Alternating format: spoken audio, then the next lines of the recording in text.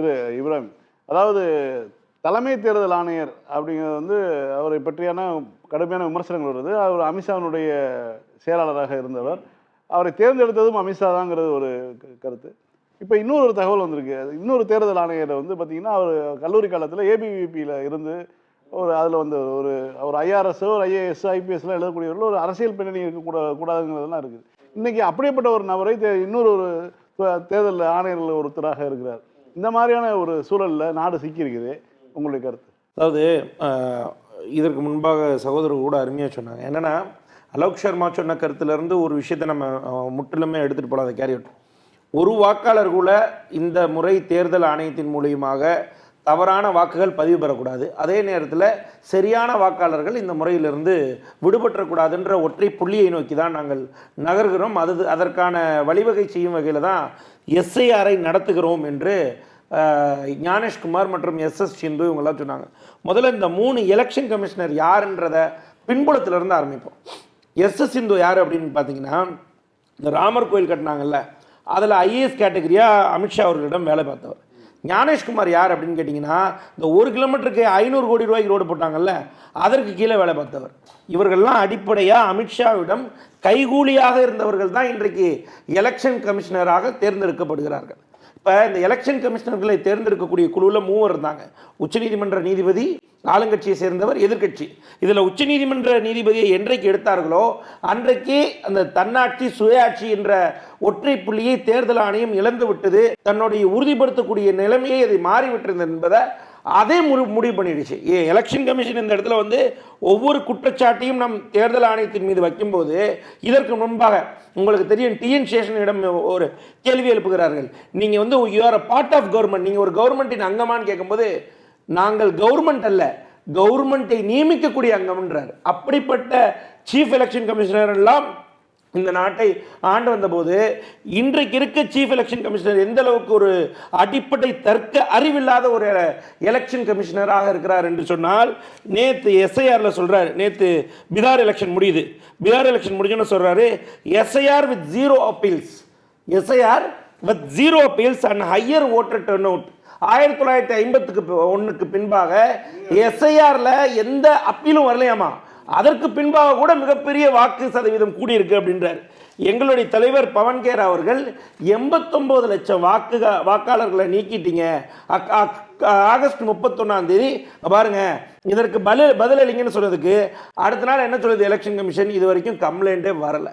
89 லட்சத்தை கம்ப்ளைண்டாக வாக்காளர்களை ஏன் நீங்கள் நீக்கினீர்கள் என்று காங்கிரஸ் சார்பாக கம்ப்ளைண்ட் பதிவு செய்யப்பட்ட போது, இன்றைக்கு வந்து எஸ்ஐஆரில் 0 அப்பீல் வந்துச்சுன்னு சொல்கிறாரு. இந்த எலெக்ஷன் கமிஷனரிடம் நம்ம என்ன முறையிட்டு எதை சாதிக்க போகிறோம்? இந்த சமுதாயத்தை, இந்த இந்திய நாட்டுடைய அடிப்படை ஜனநாயகத்தை எவ்வாறு கட்டமைத்து வைத்திருக்கிறார்கள் இந்த பாஜகவும் சங் பரிவார அமைப்புகளை என்று பார்க்கும்போது ஒரு திடுக்கிடும் தகவல் வருது பாருங்க.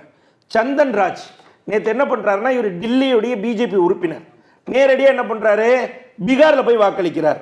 இவர் சந்தோஷ் ஓஜா, இவர் என்ன பண்ணுறாரு, டெல்லியில் வாக்களிக்கிறாரு, நேரடியாக போய் பீகாரில் வாக்களிக்கிறாரு.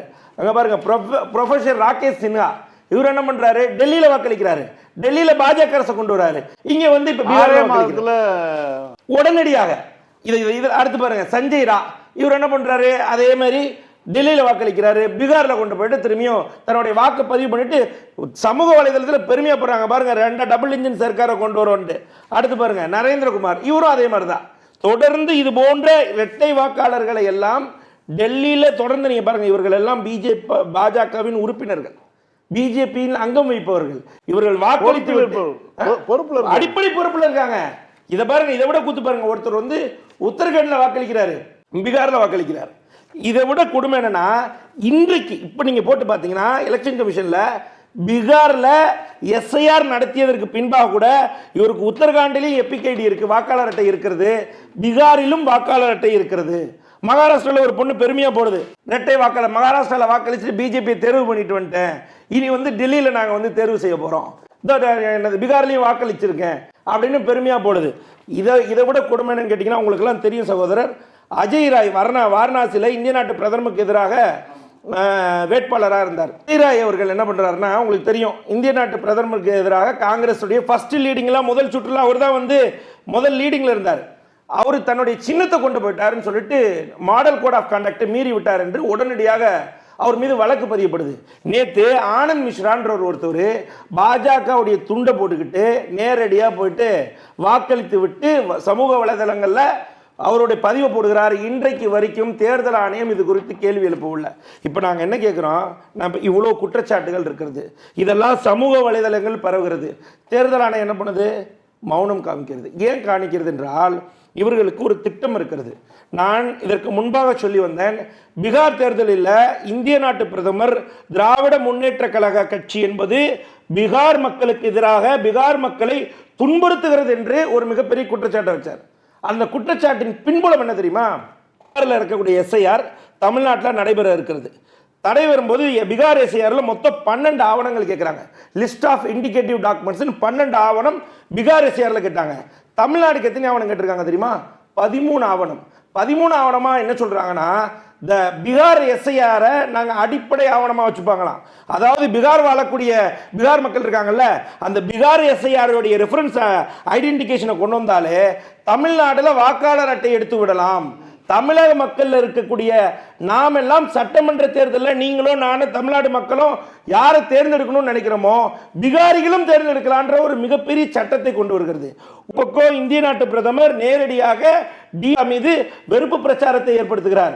இந்த பக்கம் சட்டத்தை போட்டு பீகாரிகளை கொண்டு வந்து தமிழ்நாட்டில் வாக்குரிமை கொடுக்கிறது. பீகாரிங்கிற பேர்ல பல மாநிலத்தை சேர்ந்த பாஜக தான் வரப்போறாங்க.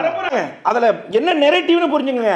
ஏன் திடீரென்று பீகாரில் உட்கார்ந்துக்கிட்டு டிஎம்கே அகைன்ஸ்டா நெரேட்டிவ் செட் பண்றாருன்னு பாத்தீங்கன்னா, பீகார் மக்களிடத்துல திராவிட முன்னேற்ற கட்சியும் மாண்புமிகு முதலமைச்சர் மு க ஸ்டாலின் அவர்களையும் காங்கிரஸ் கூட்டணியும் எதிர்கட்சி போல பீகார் மக்களுக்கு எதிரானவர்கள் போல சித்தரிப்பதன் மூலமாக வருகின்ற சட்டமன்ற தேர்தலில் அதிமுக பாஜக கூட்டணிக்கு பீகாரில் இருந்து இந்திய நாட்டு பிரதமர் வாக்கு சேகரிக்கிறார். அதோட திட்டமாகத்தான் லிஸ்ட் ஆஃப் இண்டிகேட்டிவ் டாக்குமெண்ட்ஸ்ல எலெக்ஷன் கமிஷன் 13வது ஆவணமா என்ன கொண்டு சேருது?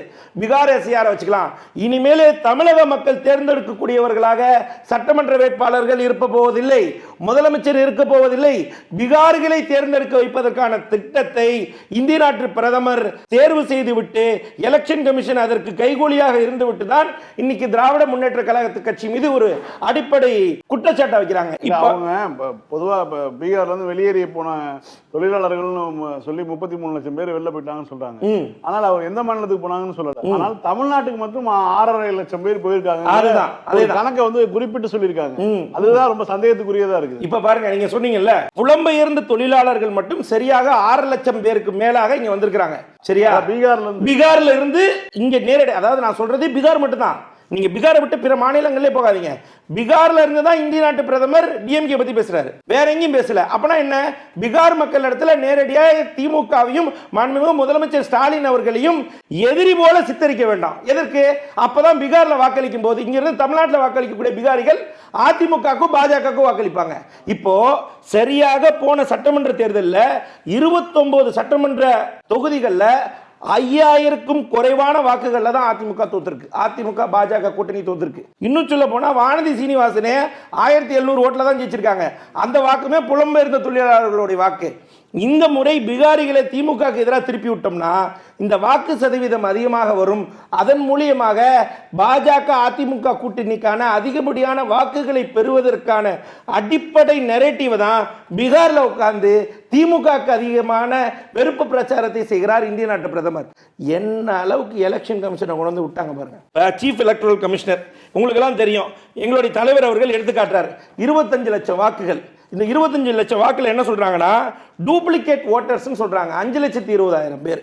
பல்க் ஓட்டர்ஸ் 19 லட்சம் பேர். பல்க் ஓட்டர்ஸ் என்னன்னா ஒரு வீட்டில் 800 பேர் 900 பேர் அப்படின்னு சொன்னாங்க. இப்போ நாங்கள் என்ன கேட்குறோம், இத்தனை ஆண்டு காலமாக ஒரு கட்சி ஆண்டு வருகிறது, அதற்கு ஆன்டி இன்கம்பன்சி இருக்காதா? இருக்கும்ல.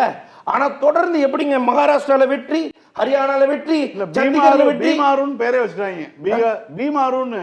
ஆமா, அதாவது பாஜக ஆழ்ந்து எப்பயுமே தொடர்ந்து ஆள போகக்கூடிய. அவ்வளவுதான். எங்க அவர் தான் அதிபர். அதற்கு அதிபர் கீழே வேலை செய்யறவங்க தான் இந்த 3 எலெக்ஷன் கமிஷனர். நீங்க புரிஞ்சுக்கங்க, அவரோட இந்த சீஃப் எலக்டோரல் கமிஷனர் இருக்காங்கல்லங்க, இவர்களுக்கு சிறப்பு சட்டத்தை கொண்டு வராங்க. எப்பன்னு கேட்டீங்கன்னா ஆக்ட் நம்பர் 49/2023 ஒரு 150 எம்பிக்களை வெளியே அனுப்புனாங்க. ஞாபகம் இருக்கா உங்களுக்கு? நாடாளுமன்றத்தில். அப்போ ஒரு சிறப்பு சட்டத்தை கொண்டு வராங்க, இம்யூனிட்டி, ஸ்பெஷல் இம்யூனிட்டி. ஏன்னா கள்ள ஓட்டு போடணும்ல, அதுக்கு எலெக்ஷன் கமிஷனர் மாட்டிக்க கூடாதுல்ல. அதுக்கு உடனே என்ன கொடுக்குறாங்கன்னா, சாப்டர் நம்பர் 3ல் 16வது ரூலில் கொண்டு வராங்க, the protection of chief electoral commissioner கொண்டு வராங்க. அதில் என்ன சரத்து வருதுன்னா, எக்காரணத்தை கொண்டும் சிவில் கிரிமினல் வழக்குகளை எலெக்ஷன் கமிஷனர் மீது கொண்டு வர முடியாதான். அப்படி கொண்டு வர முடியாத. இப்போ இவர்கள் செய்யக்கூடிய இந்த அட்டூழியங்கள், இந்த கைகூலித்தனம், இதெல்லாம் எதற்காக அவர்கள் பண்றாங்கன்னா, அந்த பவர் யார் கொடுத்து வச்சிட்டா? பாஜக கொடுத்து விட்டது. அப்ப பாஜக கொடுத்து விட்டதின் காரணமாக தான் இவ்வளவு தைரியமாக இந்த கள்ள ஓட்டு, வாக்கு திருட்டு, ஆட்சி திருட்டு எல்லாம் எப்படி இந்த எலெக்ஷன் கமிஷன் செய்யுதுன்னா, இந்த அடிப்படை சட்டத்தை வைத்து விட்டு தான் செய்கிறது என்பதில் எந்த மாற்று கருத்தும் இல்லை. அதே நேரத்தில் தமிழ்நாடு எஸ்ஐஆர், இந்த இடத்துல தமிழ்நாட்டில் எஸ்ஐஆர் நடைபெறுது நம்ம சொன்னோம். இப்போ 13வது ஆவணமா பீகார் மக்கள் இனி வர போறாங்கன்ட்டு. இனி வரக்கூடிய காலங்களில் தமிழ் மக்கள் யாரை நினைக்கிறார்களோ அவர்கள் முதலமைச்சராக இருக்க முடியாத மிகப்பெரிய ஆபத்தான அச்சமான சூழலை இந்திய தேர்தல் ஆணையம் நரேந்திர மோடி அவர்களும் தமிழகத்துக்கும் கொண்டு வந்து விட்டார். இதை அதிமுக முன்னாடி ஏத்துக்குச்சு. இன்னைக்கு ஜெயக்குமார் கதறாரு, ஐயோ பிஎல்ஓ ஃபார்ம் தர மாட்டாங்க என்னங்கன்ட்டு. இன்னைக்கு குத்துது. அப்ப நாங்க எல்லாம் அனைத்து கட்சி கூட்டம் முதலமைச்சர் தலைமையில் கூடப்பட்டது. அன்றைக்கே தீர்மானம் நிறைவேற்றினோம். அமித்ஷா அவர்கள் சொன்ன கருத்தை செந்தில் சார் நீங்க கவனிக்கணும். அக்டோபர் 10ஆம் தேதி சொல்றாரு, ஆகஸ்ட் 10 என்ன சொல்றாரு அப்படின்னா, we will purify the voter list and we will deport it என்றாரு. நாங்க என்ன பண்ணுவோம்னா, வாக்காளர் பட்டியலை புனிதப்படுத்திட்டு அவர்களெல்லாம் வெளியேற்றிடுவோமா. யாருங்க வெளியேற்ற போறீங்க? அப்போ என்ஆர்சியின் மறுமுகம் தான் இந்த எஸ்ஐஆர் என்பதில் எந்த மாற்று கருத்து இல்ல. அமித்ஷாவே தெளிவாக சொல்கிறார். இதற்கு 2 லிங்க் ஆகுது பாருங்க. சுமன் கவி அதான் சொன்னது. அதான் 2 லிங்க் ஆகுதுல. ஒரு பக்கம் எஸ்ஐஆருக்கு தமிழ்நாட்டில் கொண்டு வந்து பீகாரிகளுக்கு ஆதரவு கொடுத்து தமிழ்நாட்டுக்கு எதிராக பீகாரில் உட்கார்ந்து பிரச்சாரம் பண்றாரு. அன்றைக்கு நடந்த பிரச்சாரம் என்பது பீகார் சட்டமன்ற பிரச்சாரம் அல்ல, தமிழ்நாடுக்கான சட்டமன்ற பிரச்சாரம். நீங்க அதை புரிஞ்சுக்கணும். திராவிட முன்னேற்ற கழகத்துக்கும் இந்தியா கூட்டணிக்கும் எதிரான பிரச்சாரம். பீகார் மக்களை எதிர் திசைக்கு திருப்புறாரு. திமுக பாருங்க உங்களுக்கு அப்படி பண்ணுது இப்படி பண்ணுதுன்னு அப்படி வெறுப்பு பிரச்சாரத்துக்கு எங்கன்னா உங்களுக்கு நல்லது சொல்றதுக்கு திட்டம் இல்லையே. 20 ஆண்டு காலமாக நிதிஷ்குமாரோ பாஜகவோ பீகாருக்கு எதுவுமே செய்யல. அப்ப வெறுப்பு பிரச்சாரத்தை வைத்துக் கொண்டுதான் இன்றைக்கு அரசியல் செய்ய அத்தியாவசியம் இருக்கிறது. இதையும் தாண்டி உச்சபட்சமா என்ன பண்றாங்க அப்படின்னு கேட்டீங்கன்னா, நேத்து அந்த விஜயகுமார் துணை முதல்வர் அவர் என்ன பண்றாருன்னா, அவர் இதுல மாட்டு சாணத்தை அடிச்சிடுறாங்க. இவர்களுக்கு தான் மாட்டு சாணம் புனிதமானது. ஏன் கவலைப்படுறாருன்னு தெரியல. உடனே சொல்றாரு, நாங்கள் அவர்கள் நெஞ்சில புல்டோசர் விட்டு ஏற்றோன்னு சொல்றாரு. சார் எந்த அளவுக்கு தைரியம் இருக்கு பாருங்க. நெஞ்சில, யார் நெஞ்சில? மக்கள் நெஞ்சில புல்டோசர் விட்டு ஏற்றுவாங்களாம். அதான் அவரை எதிர்த்து நிற்கக்கூடிய வேட்பாளர் குடித்து விட்டு தான் இந்த மாதிரி பண்ணியிருக்காருன்னு சொன்னா அவர் போய் ஊதியே காட்டிட்டாரு வாங்கி. இல்லை, அவங்களுக்கு ஏதாவது ஒரு அவதூறு கிளப்பணுங்க. இந்த முறை தேர்தலை எப்படியாவது கிளைக்கணும்னு பார்க்குறாங்க. ராகுல் காந்தி தலைவர் திட்டவட்டமாக ஆதாரத்தோட காட்டிட்டாங்க. அதை பாருங்க. இப்போ நம்ம பேசிட்டு இருக்க நேரத்தில் நவம்பர் 6ஆம் தேதி நடந்த வாக்கு அன்னைக்கு போலிங் டேலையே 61% தான் அன்னைக்கு ஈவினிங் வரைக்கும் வந்துருச்சு. திடீர்னு நைட்டு டேட்டாவை மாத்துறாங்க. எத்தனை %? 65%. கேட்டா 1951க்கு பின்பாக மிகப்பெரிய எலெக்ஷன் கமிஷன் மிகப்பெரிய சாதனை புரிஞ்சு விட்டது. என்ன சாதனை புரிஞ்சு? இத்தனை பேர் வாக்களிச்சுட்டு வந்திருக்கிறான். ஒவ்வொரு மாநிலத்திலிருந்து 2 வாக்காளர்களாக போட்டிருக்கான். இதை விட மிகப்பெரிய அச்சுறுத்தலான ஒரு சம்பவம் என்றவென்றால், ஃபார்ம் 8ன்னு ஒரு 8 கொடுக்குறாங்க பீகார் மக்களுக்கு. பீகார் எஸ்ஐஆர் இங்கே கொண்டு வந்துருவீங்க, ரைட்டு. பீகாரில் போய் அவர்கள் வாக்களித்து விட்டு form 8 the shifting and correction அதை கொடுத்தா அங்கேயும் வாக்களிச்சுட்டு இங்கேயும் வாக்களிப்பாங்க. பீகார் நடந்த மாதிரியே இப்போ இங்கேயும் நடக்க போகுது. அப்ப தமிழ்நாடு மக்கள் தான் இந்த இடத்துல விழிப்புணர்வாக இருக்க வேண்டும். நம்மளுடைய ஆட்சியும் நம்மளுடைய மக்களையும் நம்மளுடைய மண்ணையும் காப்பாற்றுகிற ஒரு முதலமைச்சராகவும், அதே நேரத்தில் எங்களுடைய தலைவர் ராகுல் காந்தியும் திட்டவட்டமாக இந்த கூட்டணி என்பது சித்தாந்த ரீதியாக இருப்பதனால தான் இந்த எஸ்ஐஆரை எதிர்க்க முடிகிறது. நீங்க எங்களுடைய கூட்டணி இன்னைக்கு விமர்சிப்பவர்களுக்கு எல்லாம் ஒரே ஒரு பதிலடி தான். எங்கள் தலைவர் சொல்லிவிட்டார், யங்கஸ்ட் பிரதர் அப்படின்னு முதலமைச்சர் சொல்றாரு. அப்ப நாங்க அதை ஆதரிக்கிறோம். எங்களுக்கு அது சித்தாந்த ரீதியான கூட்டணி சார். நீங்க எத்தனை இந்த நரிகளின் ஊழைகளுக்கெல்லாம் நாங்கள் சலசலப்படுபவர்கள் அல்ல. எக்காரணத்தை கொண்டோம் இந்த முறை தமிழ்நாடு எஸ்ஐஆர் பீகார் எஸ்ஐஆர் போல இருக்கக்கூடாது என்பதில் தமிழக மக்களாகிய நாமும் அனைத்து கட்சிகளும் விழிப்புணர்வுடன் இருந்துதான் இந்த முறை தமிழகத்தை பாதுகாக்க வேண்டும். இல்லை என்றால் பாஜக தமிழகத்தில் ஆளக்கூடிய எல்லா வேலைகளும், அதாவது திட்டத்தை தீட்டிட்டு தான் சட்டத்தை போடக்கூடியது பாஜகவுடைய வழக்கம். இந்த முறை அப்படிதான் செய்திருக்கிறார்கள். நாம் எல்லாம் விழிப்புணர்வாக இருக்க வேண்டும். நன்றி.